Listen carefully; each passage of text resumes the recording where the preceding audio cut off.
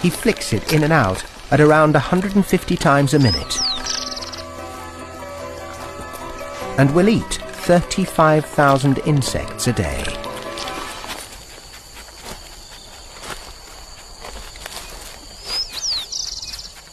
The claws are used for defense too.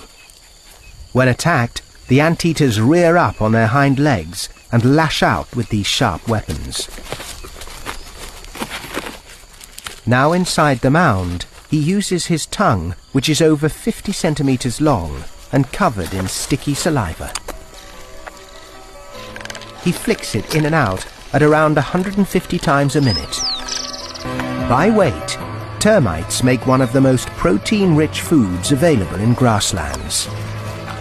These little insects contain more protein than beans, nuts, or chicken.